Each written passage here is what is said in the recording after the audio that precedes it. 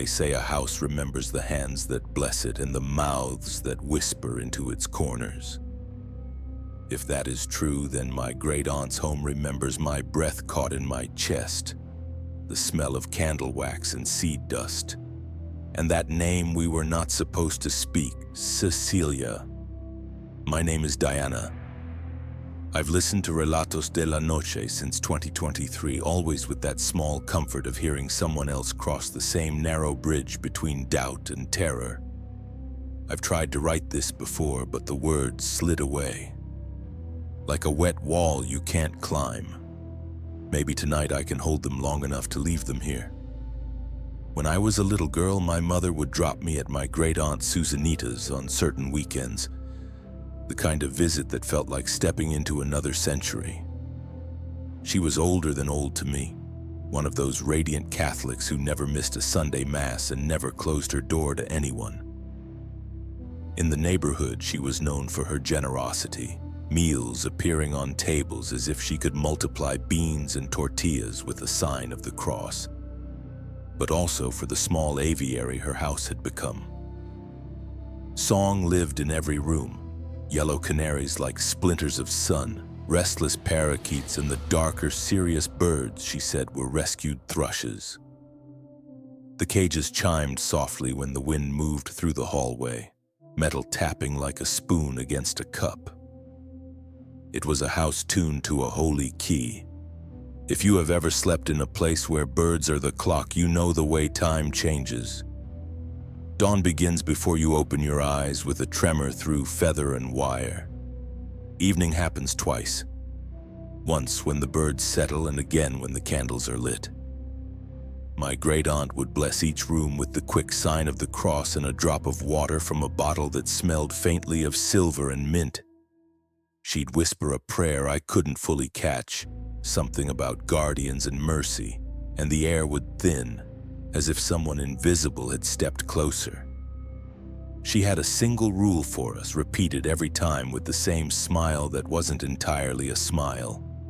"Girls," she'd say, "worry about nothing. All you have to do is respect Cecilia." Respect.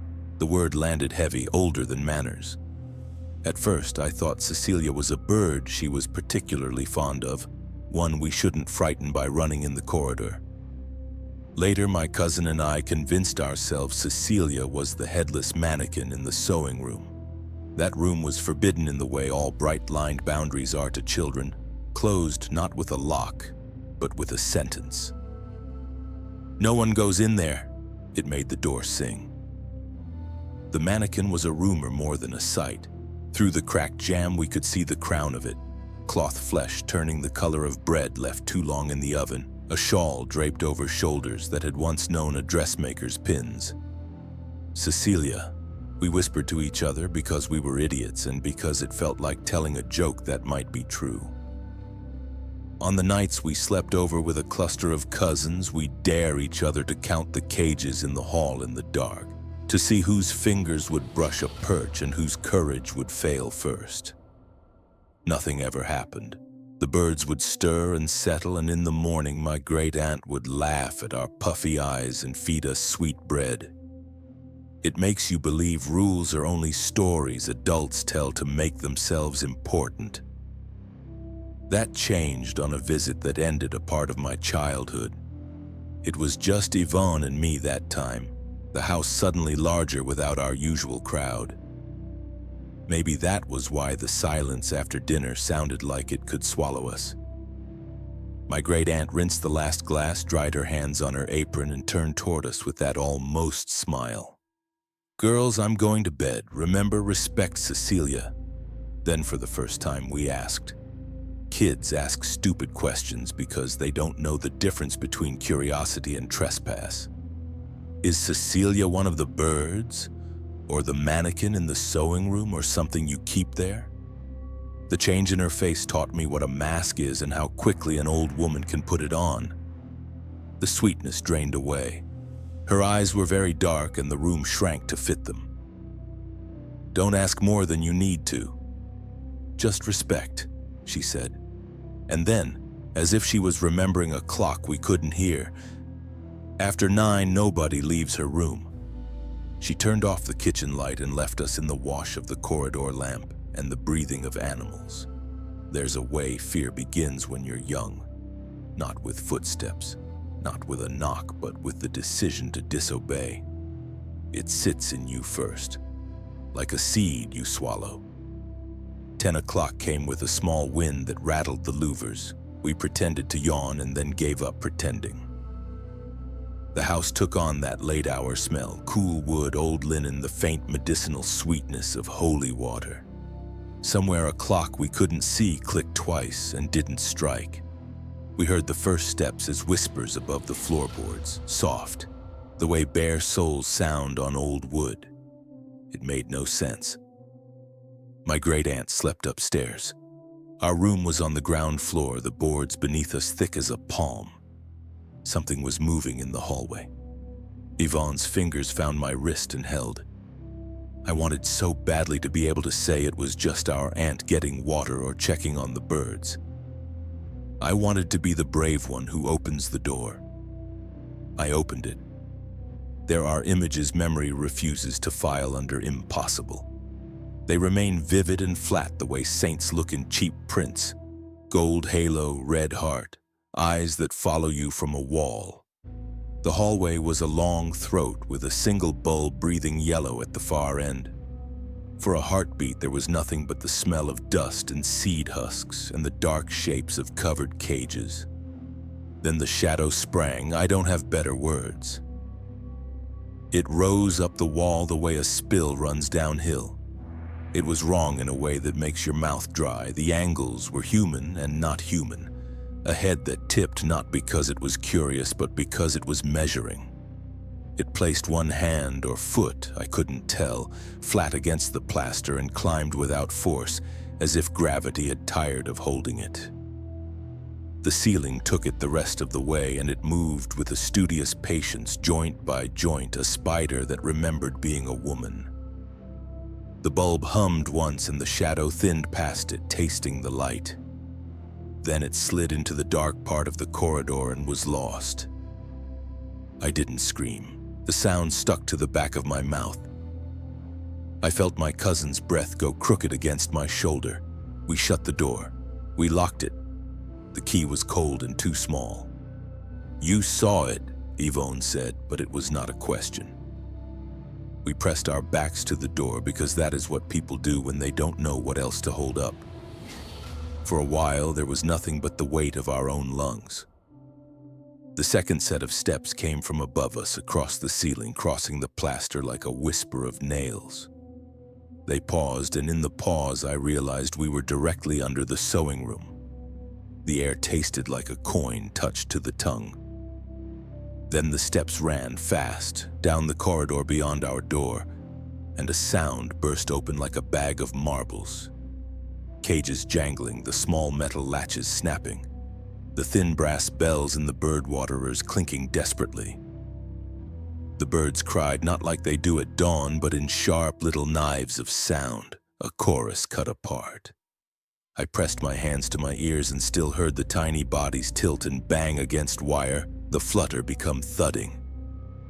"Don't," I whispered, though I don't know to whom.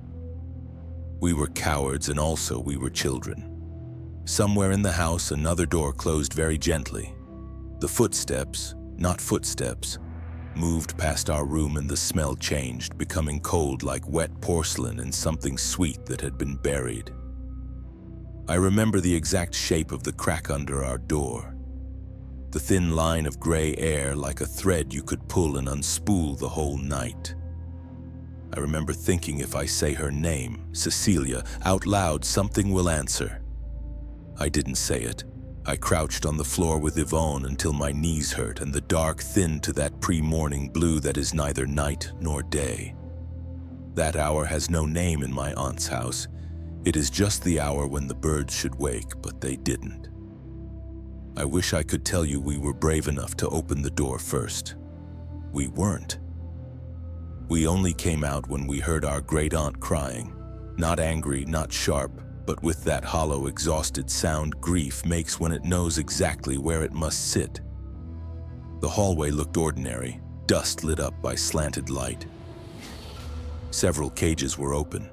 On the floor lay what happens when a small heart stops mid-flight. Some of the bodies were ragged at the edges, not eaten so much as sampled. My great-aunt looked at us as if we had broken a promise we didn't know how to keep. "You went out," she said through tears. "You did not respect Cecilia." We swore we hadn't left our room. She didn't believe us. I don't think I would have believed us either. There are rules in some houses that are older than the people who live there. We had found one and touched it with our silly hot hands. The house remembered. I still hear the cages when I close my eyes, the quick, helpless rattle like teeth chattering. And sometimes very late I think of the sewing room and the mannequin that is or isn't a mannequin, and I wonder which of us was given a name to make us easier to live with. Morning came gray and swollen with silence. The birds that survived barely made a sound. Their small bodies quivered as if the air itself had teeth. My great-aunt, usually quick with her prayers and her rosary, didn't go to church that day. She stayed kneeling by the empty cages, her hands clasped too tight around the wooden cross that hung from her neck. When she finally stood up, she told us to pack our things. Her voice wasn't angry, it was hollow, as if she were speaking from another room, one we couldn't see. Yvonne and I were picked up by our parents that same afternoon. No one spoke on the drive back. I remember watching the trees slide by the window, thinking they all looked like ribs from something enormous. I was sure we would never go back there. We never did. But that night, as I tried to sleep, I realized the smell of that house still clung to me. The sharp scent of seed dust and wax, and beneath it something colder, metallic. My dreams were full of feathers. They fell endlessly, covering the floor, the walls, even my hands. Each time I tried to brush them off, more appeared, floating upward as if gravity had reversed. And behind the curtain of feathers, I could see a shape, crawling, always on the ceiling, always silent. Years passed. My great-aunt stopped visiting family gatherings. My mother said she had become a bit touched, that she didn't want company anymore. A neighbor once told us that at night she could hear the cages clinking again, even though the birds were gone. Then one day she simply died. Alone. The house was left to rot, its paint peeling like old parchment. People said that when the wind blew from the east, you could still hear the faint flutter of wings and a woman crying softly. I didn't want to believe it, but some part of me knew the house was no longer empty.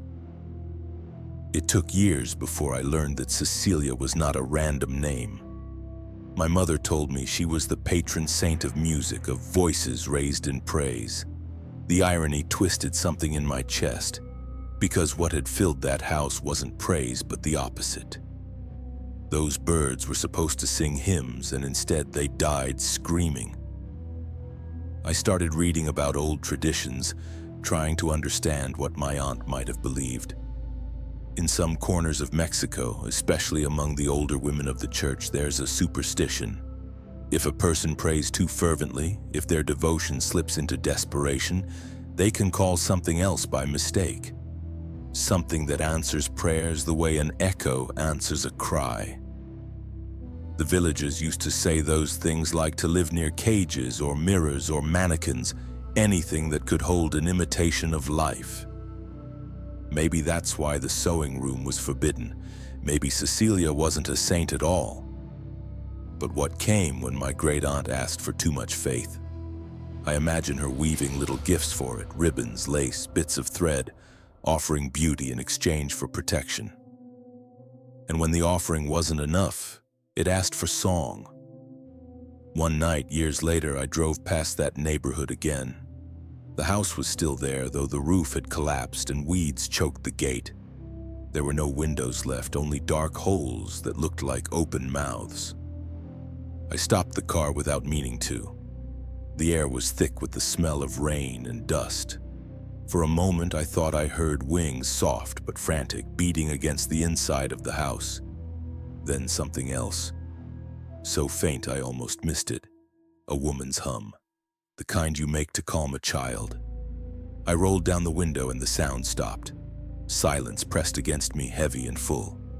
I whispered the name once, barely more than breath. Cecilia. The wind shifted. Something tapped softly against the frame of the car, a single metallic click, like the latch of a cage. Then another. I drove away. That night I dreamed of my great aunt again. She stood at the end of a hallway I didn't recognize, holding a small cage covered in black cloth. Her eyes were kind almost. "You should not have called her," she said. "You should have let her sleep." Then she pulled the cloth aside and the cage was empty. Only the shadow inside moved like breath. I woke up gasping, the name still on my lips. For weeks afterward, every time I turned off the lights, I swore I could hear the faint sound of wings brushing the ceiling. Not birds, too slow, too heavy, like something remembering how to climb walls. People often ask why I don't keep pets or why I avoid churches filled with music. I just smile and say I have allergies, but the truth is simpler. I don't trust things that sing when they're trapped. Maybe that's what my aunt learned too late, that faith when it's desperate becomes a cage, that every prayer is an invitation and not everything that answers means you well. Sometimes on quiet nights when the world feels hollow and the wind whistles through the old alleys, I wonder if Cecilia ever left that house, or if she just learned to move through others, following the sound of fear itself. And when I hear a faint scratching from the walls, I tell myself it's nothing, just the house remembering. I didn't go back to that town until the summer my mother died. Years had built themselves like walls between me and the memory of that night. But grief has a way of peeling time open. I found myself driving without destination, as if my body remembered a map my mind had tried to erase. And when I stopped, there it was, the old street of cracked stones and quiet doorways, and at the end, my great aunt's house, sunken in on itself like a chest that had forgotten how to breathe. No one had lived there for years. The front gate was gone, the iron twisted like wax from some old fire. Grass had grown wild through the courtyard, tall enough to whisper when the wind touched it. I stood there with the engine still running, afraid to turn it off. The last time I'd seen that door, my great aunt had been crying in front of it, calling us liars. The house looked smaller now, but still alive in a way no ruin should be. A window rattled without wind. A strip of curtain hung like a tongue. I told myself it was just the wind, the same lie people tell themselves before something answers. I don't know what I expected to find when I stepped inside. Maybe forgiveness, maybe proof that all of it had been a childish misunderstanding. What I found instead was dust, and underneath the dust the same scent I remembered, wax, feathers, and something faintly sweet like decay masked with perfume. The hallway hadn't changed much. The cages still hung there, some broken, others intact but empty.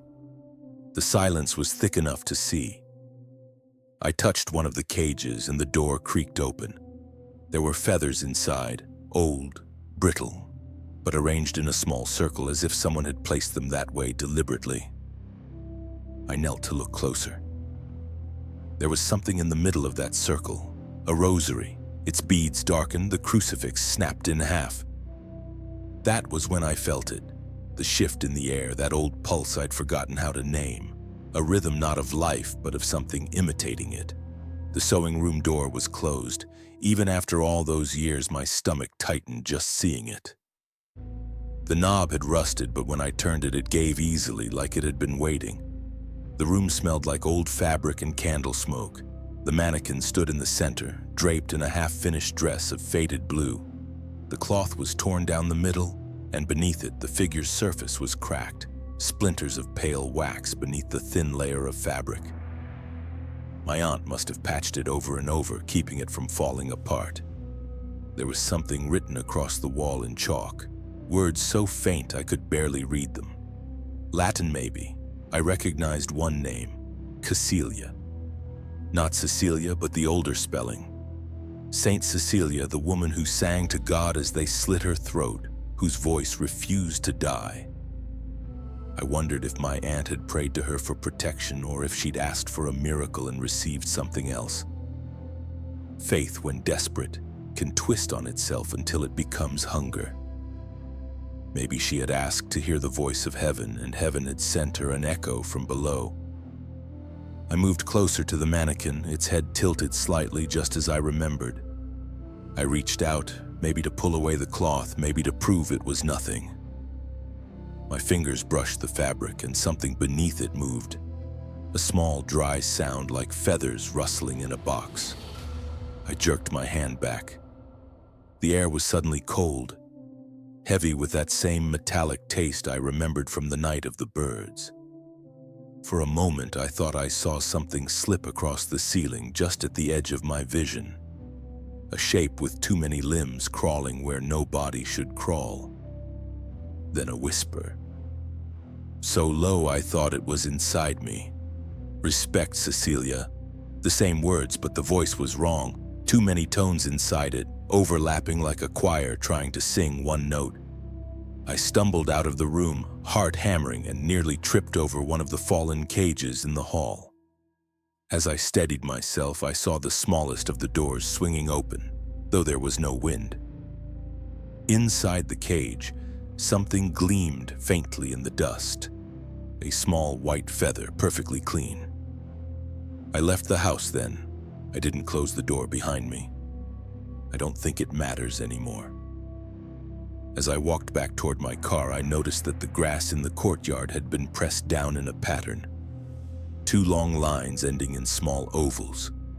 Hoof prints, too precise to be random, too deep to belong to any animal I knew. I drove until I ran out of fuel, parked on the side of the highway, and sat there watching the night swallow the road.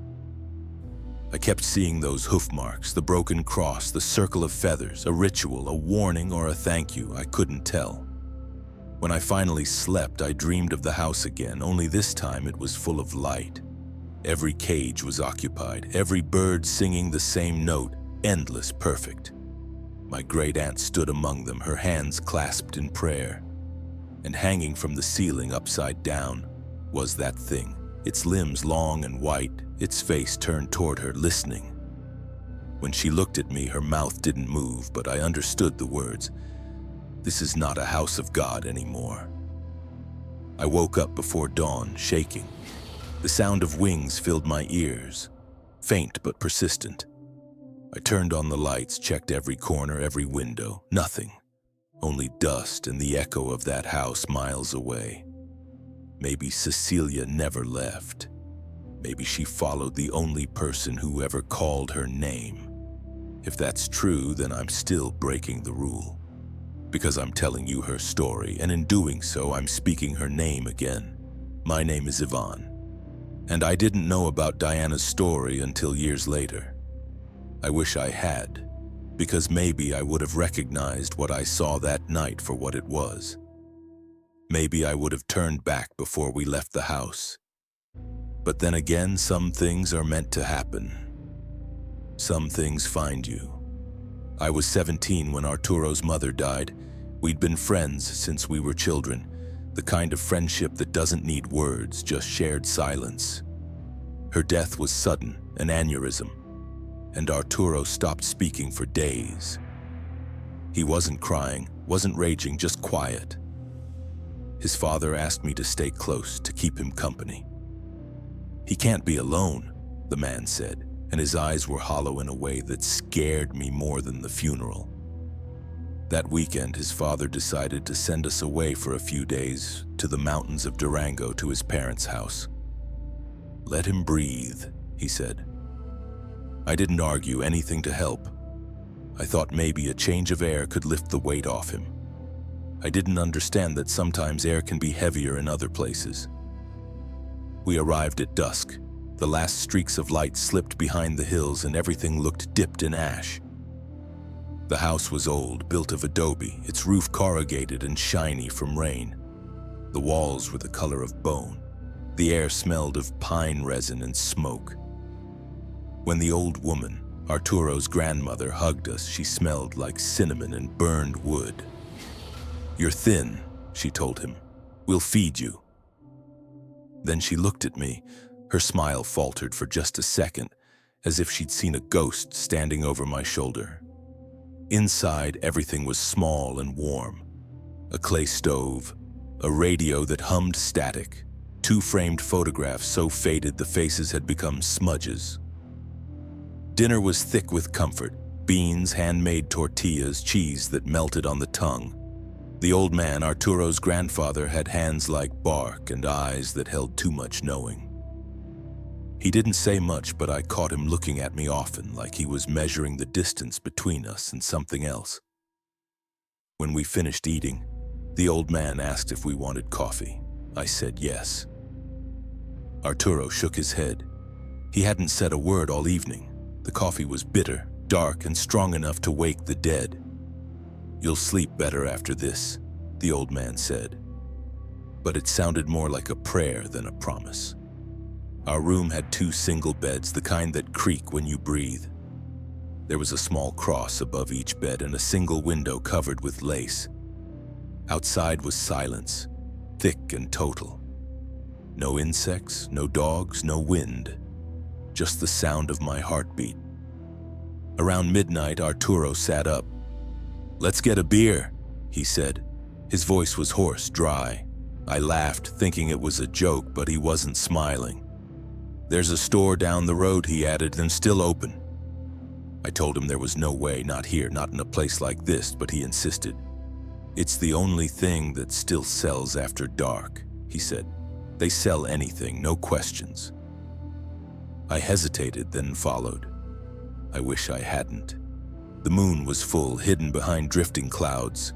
The path was narrow, dirt pressed into the shape of many footsteps long gone. The air smelled of pine and wet clay. Every sound felt amplified: the crunch of gravel, the whisper of our clothes, even the faint pulse of blood in my ears. We walked for maybe 15 minutes when I saw it. Something was sitting in the middle of the road ahead. At first I thought it was a dog or a pig. It was too big for a dog, too still for an animal. It sat perfectly upright, its back curved just slightly. The moon came out from behind the clouds and the light touched it. That's when I realized it wasn't sitting like any animal should. It was sitting like a man. I stopped. "Do you see that?" I whispered. Arturo squinted. "Yeah, it's just a pig." His voice trembled, though he tried to sound calm. He picked up a small stone and threw it, not to hit, just to scare it off. The stone landed a few inches away. The thing didn't move, then slowly it stood. I can still see it even now. The sound of my own breath went thin. It rose onto 2 legs, human legs, pale, too long, ending in black hooves that glistened as if they were wet. Its arms hung oddly, like it didn't quite know how to use them. The chest was human, naked, skin stretched tight over bone. The head, God, the head, was a pig's, not a mask, not a costume. The snout twitched as if sniffing the air, and strings of saliva glistened in the moonlight. Its eyes were black, not empty, but full, like someone was inside looking out. It didn't make a sound. It just tilted its head, almost curious, then began walking toward the village. Not running, just walking, calm, assured, as if it knew exactly where it was going. Neither of us moved. The night pressed close, and I could hear my heart beating in my throat. I tried to speak, but the words wouldn't come. Then I felt a hand on my shoulder and nearly screamed. It was Arturo's grandfather. He was wrapped in a blanket, breathing hard as if he'd been running. His eyes looked darker in the moonlight, the whites turned silver. "You're lucky," he said softly. "He's late." "Who?" I managed to ask. The old man didn't answer. He just looked at the road where the thing had disappeared and whispered, "Go home." We obeyed. He led the way, his bare feet silent on the dirt. I could hear something far away. At first I thought it was wind, but then it became voices. Many voices chanting in rhythm, not words I could understand, but phrases that rolled and broke like waves. Then came the sound of cheering, wild, joyful, almost drunken. The old man stopped, turned his face toward the dark horizon. "He's arrived," he murmured. "They'll be happy tonight."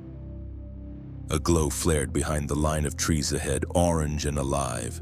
A bonfire, huge and pulsing. I tried to look, but the old man grabbed my collar and forced my head down. "Don't look, boy," he hissed. "Don't you ever look." We walked faster, the chanting growing distant, replaced by the hush of the forest. When we reached the house, Arturo's grandmother was waiting at the door. 2 cups were already set on the table. "Drink," she said. The tea was sweet, with a strange, bitter aftertaste. Arturo gulped his down. I only sipped. The warmth spread through me like smoke. My eyelids grew heavy, and the last thing I saw before I drifted off was the old man standing by the door, his face lit by the faint orange reflection of a fire burning somewhere far away. I didn't dream that night, or maybe I did and just don't remember. But when I woke the next morning, the taste of that tea was still on my tongue, bitter, earthy, like something that had grown underground. The next morning, the sun felt too bright. Its warmth didn't reach inside the house, as if the walls were still holding on to the chill of the night before. The old man and woman moved about quietly, their faces calm, but their eyes hollowed out by something I couldn't name. Arturo and I sat at the table, both pretending to eat. The eggs were good, the coffee strong, but neither of us tasted a thing. No one mentioned what happened. The only sound was the scrape of cutlery and the radio murmuring a hymn from some distant town. Halfway through the song, the signal broke, replaced by a low hum, a static that pulsed like breathing. The grandmother turned the dial and switched it off. The silence that followed was worse than any sound. I wanted to ask about the thing we saw, the creature, the fire, the chanting, but every time I opened my mouth, something in me froze. The words came up my throat and died there. Arturo kept his eyes on his plate, his hands trembling slightly. He didn't say a single word until we went outside. "I dreamed of my mom," he whispered. "She was singing, but it wasn't her voice." He looked up at the sky, then squinting against the light. It was like she was trying to sound like herself and couldn't. He said nothing else, and I didn't push. That day we tried to act normal. We helped the old man feed the cattle and stack wood behind the house. The forest loomed close, its edges darker than they should have been. Sometimes through the trees I thought I saw movement, shadows shifting between the trunks. But when I blinked, there was nothing. At dusk, while we shelled corn in the yard, I asked the grandfather about the people in the hills. "Was there a celebration last night?" I said, trying to sound casual. He didn't look up from the corn. "Something like that," he said. His voice was dry as old wood. "What were they doing?" He glanced at me then, and I felt small, like a child caught lying. "You don't want to know," he said. "What lives here is older than names. It's better to let it sleep." The way he said it, not they, made my stomach twist. Later, as the night folded over the valley, I heard the drums again, distant, muffled, like thunder too far to see. I went to the window. The moon had risen full, clear of clouds. The hills glowed faintly, and for a heartbeat I thought I saw something moving across them, a line of figures walking in single file, carrying torches. Their light flickered like eyes. The grandmother appeared behind me. I hadn't heard her come in. "Don't look too long," she said softly. "They notice when you do." I stepped back and she closed the curtain. That night she brought us tea again. "It helps you rest," she said, but her hands were shaking as she set the cups down. I didn't drink it this time. The steam carried a scent of herbs, something like mint and soil, but underneath it a metallic tang that made my teeth ache. Arturo drank his slowly, staring into the cup as if he could read something there. When the old couple went to their room, I waited. Outside, the forest whispered like waves. The drums grew louder, steadier. A low chant joined them, male voices, rhythmic, rising and falling. I couldn't stay in bed. I went to the window again and lifted the curtain. Down the dirt path near the bend of the road where we'd seen the creature, I saw a flicker of orange. It wasn't a campfire, it was too bright, too contained. The chanting swelled, full of joy and frenzy, a celebration I couldn't understand. And then, just for a moment, I saw it again. That thing, half man, half pig, stood before the fire. The people around it were on their knees, hands raised, their faces turned up in devotion. The flames cast their shadows high against the trees. The creature's skin gleamed with sweat or blood, I couldn't tell. When it lifted its head, the light caught its eyes and they shone like mirrors. I stumbled back from the window, my heart pounding so hard I thought it would crack my ribs. I wanted to wake Arturo, but when I turned, he was already sitting up, eyes wide open, staring at me as if he knew. "You saw it too," he said quietly. I nodded. "We should leave." He shook his head. "Not yet. My mom used to say some nights belong to others. You can't run until it's done." He lay back down, his face pale and blank. I stayed awake until the drums stopped, until the sky began to pale and the first birds dared to sing. The next morning, the village looked untouched. The hills smoked faintly, like the remnants of an invisible fire. The old man didn't meet my eyes during breakfast. When we packed to leave, he gave Arturo a small pouch of dried herbs and pressed a hand against his shoulder. "For the road," he said. Then he looked at me and added, "You didn't drink the tea last night, did you?" I shook my head. He sighed, almost in relief. "Good, then you'll remember." I wanted to ask what he meant, but the words turned to ash in my mouth. He just smiled, tired and kind. "Some memories are gifts," he said, "even when they hurt." On the way down the mountain, Arturo fell asleep against the window. I watched the landscape drift past, the trees, the empty fields, the sky too wide for comfort. And just before the road curved away from the village, I saw them again. Prints in the dust at the side of the road. Hoof prints, deep and shining as if they'd been pressed there minutes before. The old man's words echoed in my head. "He's late. You're lucky." I didn't know what would have happened if he hadn't been, and I didn't want to. I didn't see Arturo again for almost a year. We texted sometimes, small things, birthdays, football games, nothing real. Every time I tried to bring up that weekend, the messages would just stop. He'd change the subject or leave it on read. I learned to stop asking, but the memory didn't stop asking me. It followed me everywhere. In the smell of burnt wood, in the sound of pigs from a passing truck, in the way the moonlight sometimes spilled across my room, bright enough to make me remember that shape standing on two legs. I told myself it was exhaustion, imagination, shock, but one night while walking home from work, I heard it again. That rhythm, the same one I'd heard in the hills.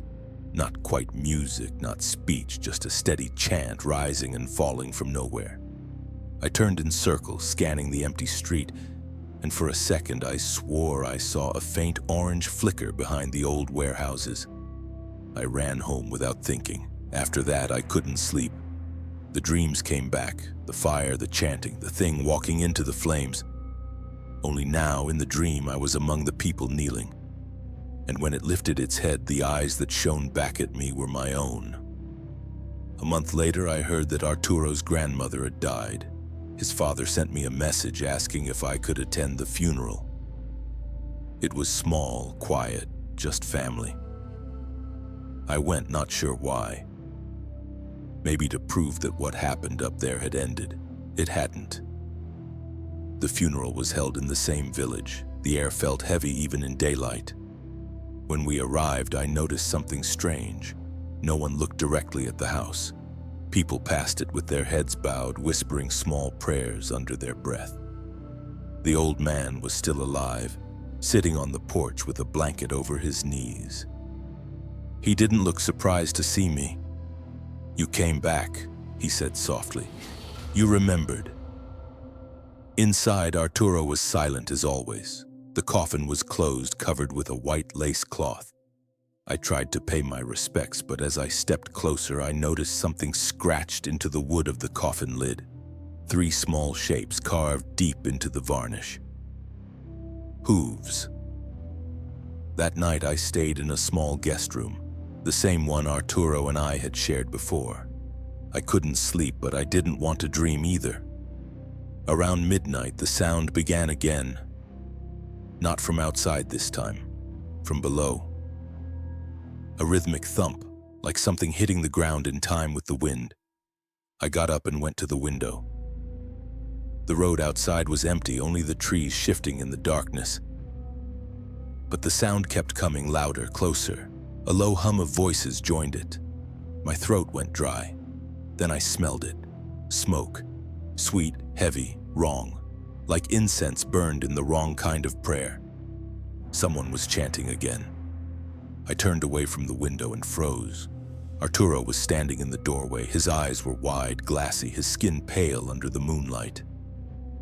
"They're doing it again," he whispered. "It's every year. The night she died, they start." "What are they doing?" I asked. He didn't answer. He just pointed toward the hills. Through the gap in the curtain, I saw the orange glow again, brighter now. I could almost hear the crackle of the fire, feel the heat against my skin even from this distance. The chanting grew louder, layered voices chanting in some forgotten rhythm, rising, falling, overlapping like the sound of 100 hearts beating out of sync. And then, beneath it, another sound, the grunting breath of something alive. Arturo pressed his hands to his ears. "He's come back," he said. "He always does. My grandma said if you see him once, he remembers you." I backed away from the window. "We should go, now." He shook his head. "We can't. You can't run from what you've already looked at." He said it with such finality that I didn't know whether to believe him or not. Then we heard it. The sound of hooves on the road. Slow, heavy, deliberate. It stopped just outside the house. Neither of us moved. The old man's voice came from the hallway, low but firm. "Don't look. Don't open the door. Whatever you hear, don't look." Something scraped against the wooden door. 3 slow drags like claws or nails, then silence. My heart pounded so hard I could hear it in my ears. The air grew cold, so cold that our breaths came out in pale clouds. Then came the smell again. Blood and smoke mixed with something sweet like fruit beginning to rot. There was a whisper just outside the door. Not a voice, more like many voices pressed together, forming words that didn't belong to any language I knew. Arturo closed his eyes, trembling. "They're calling him the Patrono," he whispered. "The pig saint. They think he brings blessings if they feed him enough." "What do they feed him?" I asked. He didn't answer, but the silence said enough. Outside, something let out a low, satisfied grunt. The sound of flesh being dragged across the dirt followed, fading slowly into the distance. Then, nothing. We stayed awake until the sun rose. When we opened the door, the road was empty. Only the smell of ash lingered and a trail of hoof prints leading away from the village. Later, the old man told us we could leave. "It's over for now," he said. "He's been fed." I didn't ask what that meant. I didn't want to know. As we drove away, I looked back one last time. The smoke was still rising from somewhere deep in the woods, thin and gray, curling into the morning sky. And for just a second, only a second, I thought I saw something standing among the trees. A tall figure, pale and still with the head of a pig watching us go. I'm writing this many years later because forgetting didn't work. You can bury memories, but they rot instead of disappearing. And rot has a smell. After that last night in Durango, Arturo and I never spoke again. We tried. God knows we tried, but silence grew between us like mold. He moved to the city. I stayed behind for a while, pretending my life was my own again. But every now and then I'd catch it. A faint hum in the distance, the rhythm of a chant I shouldn't have known. I remember one night at a gas station outside Mazatlan.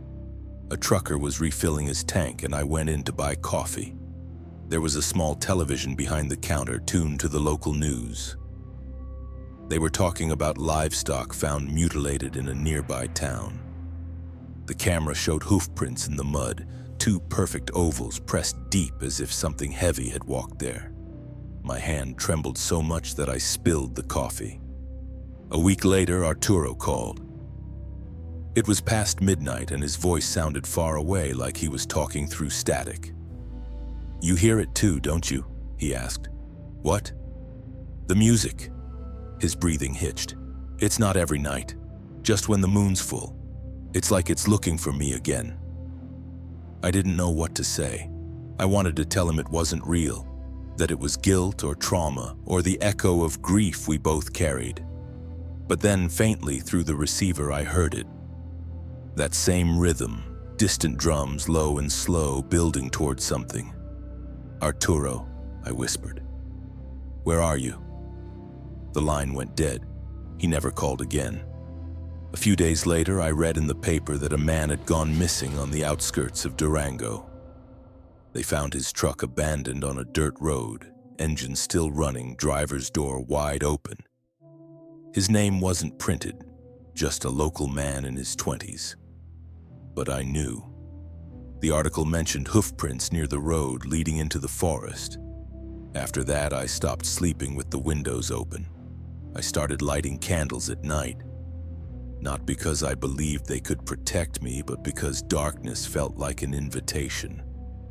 One night I dreamed of that fire again, the same clearing, the same voices, but this time there were no people around it. Just one figure, the pig saint, standing in the flames without burning. His body was human now, his face only partly animal. The eyes were the worst part. They weren't black anymore. They were mirrors, and in them I saw my reflection kneeling. When I woke up, there was ash on my sheets. I don't know how. The window was closed. For a while, I convinced myself it had to be sleepwalking or some psychological nonsense. I even saw a doctor who told me I was suffering from post-traumatic visual associations. I nodded, grateful for the label. Labels make cages, and cages make things smaller, containable. But this thing never stayed contained.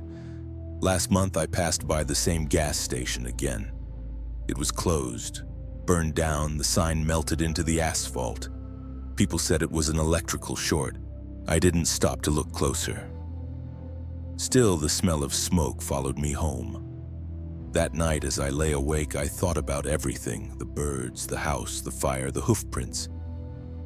I thought about the word secta, about how it means a group that worships together.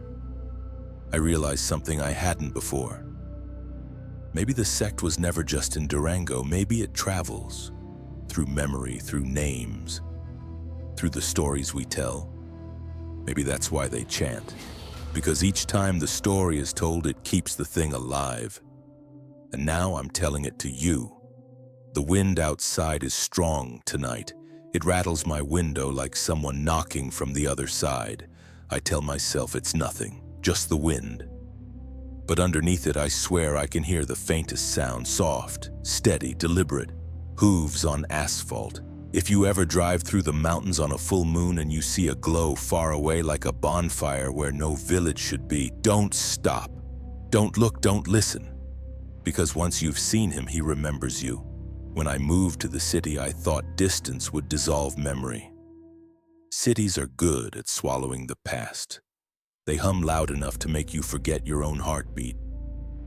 I rented a small apartment above a bakery, the kind that smells of sugar and warm bread even at night. For a while I slept.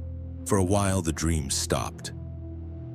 Until one morning I woke up to the smell of smoke. Not the kind from ovens or cars. This was old smoke, heavy, greasy, mixed with something sweet. I sat up and saw gray dust on the floor, forming a faint trail from my window to the door. And in the middle of it, 3 perfect ovals, hoof prints. I didn't scream, I just sat there, my body refusing to believe what my eyes already had. I followed the trail to the window. The glass wasn't broken, the latch still locked from inside. But on the other side of the glass, someone had drawn a symbol with ash, a spiral ending in a cross. The same shape I'd seen carved into the coffin at the grandmother's funeral. I cleaned it, pretended it wasn't there. Went to work, came home, drank too much and tried to make noise so the silence wouldn't grow teeth. It didn't work. A week later, I got a letter. No return address. Inside was a single page with a sentence scrawled in trembling handwriting. He walks again. There was something else in the envelope. A small piece of cloth burned at the edge. It smelled of wax and blood. I threw it away, but that night I dreamed again. The same clearing, the same fire, but this time there was no chant, only breathing. Slow, deep, human. The pig saint stood at the center, but his face was different now. Less animal, more man. As if the longer he was worshipped, the more human he became. His skin glistened like fat over coals, and when he turned, I saw that his mouth was stitched shut. Still, I could hear him whispering. I couldn't understand the words, but I felt them crawl through my skull, like fingers pressing against the inside of my head. When I woke, I was standing at the window, my hand resting on the cold glass. The city was silent. A siren wailed somewhere far away, thin and lost. I didn't sleep again after that. The next day I called an old priest. He was kind, older than time itself, the kind of man who believed in evil but not in ghosts. I told him a version of the truth, that I'd seen something unholy, that it had followed me. He listened quietly, then said something I didn't expect. "You think faith is light," he told me, "but faith also casts shadows. Some prayers once spoken cannot be unheard." He gave me a small vial of holy water and a warning. "If it comes again, don't look at its face. It wears what you fear most." That night I kept the vial by my bed. I told myself it was enough. At 3:11 a.m. the lights went out. The hum of the refrigerator died, the fan stopped turning, and the air thickened with heat. Then came the sound. Hooves on the floor above me, slow and deliberate. The ceiling creaked under the weight. I sat perfectly still, every nerve screaming for me to run. It moved toward my door. Tap, tap, tap. 3 knocks. The same rhythm as the drums in Durango. I held my breath. The knocks stopped. For a moment I thought it was gone. Then I heard the whisper. Not from outside, but from behind me, inside the room. "Do you remember me?" The voice was soft, familiar. Arturo's. I turned. There in the corner was a shape, human almost. His eyes were empty, his skin gray as ash. His mouth hung open, but the words that came out weren't his. "Tell my story," he said, "or it keeps walking." Then he was gone. I sat there until dawn, the holy water still clutched in my hand. When I finally looked at the floor, the hoof prints were gone, replaced by a single line of small, dark feathers. I understood then. It wasn't just a monster. It was a story that fed on being told. Each telling was a prayer, each listener a believer. So maybe this, what you're hearing now, is another offering. Maybe it's my way of keeping it satisfied so it won't have to walk again. If you hear hoofsteps tonight, don't run, don't speak, don't pray, because prayers are doors, and doors remember who opens them. I don't know when this stopped being a story and became a confession, Maybe it was the night I realized that every retelling left a mark, a hum under the floor, a flicker in the lights, a breath just behind my shoulder. Maybe it was earlier, when I understood that hearing is enough. That's how the pig saint moves now. Not through roads or hills, but through words. Every night since that last encounter, I've felt it closer. The air in my apartment changes before it happens.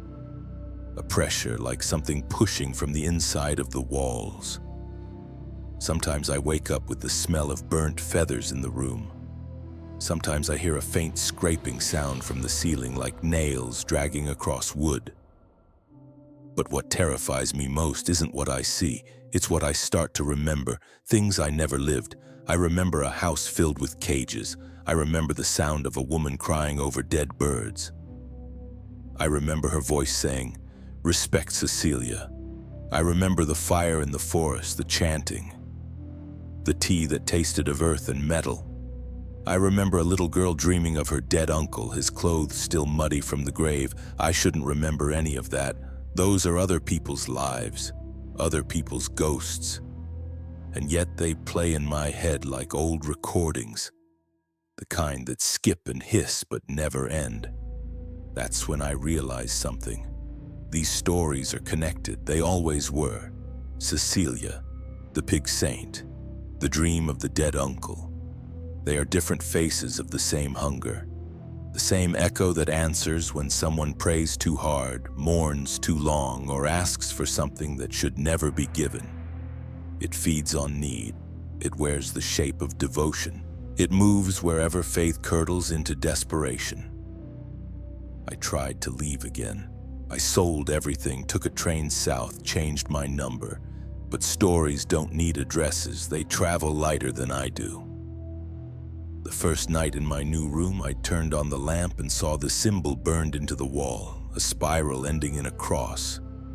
Beneath it, 3 small prints pressed into the paint. I laughed. It was the only thing left to do. Now, I understand what Arturo's grandfather meant when he said, "You'll remember. Remembering is how it stays alive. Forgetting is what kills us. So I tell you this the only way I can, carefully, truthfully. Like lighting a candle for something you can't see but know is watching. Because that's all stories are, Saint. Candles in the dark. Little flames for the things that refuse to die." If you're still listening, then you've already opened the door a little. Maybe you heard a sound behind you. Maybe you smelled smoke. Maybe you felt the air change just slightly, like someone exhaled close to your neck. Don't turn around. Just know that what walked through the house of birds, what danced in the fires of Durango, what whispered through a dream in Nayarit, it walks still, between stories, between breaths, between prayers. And when the wind rises and the world goes silent for a moment, that's when it passes closest. That's when you'll hear it, slow, patient, almost tender, the sound of hooves.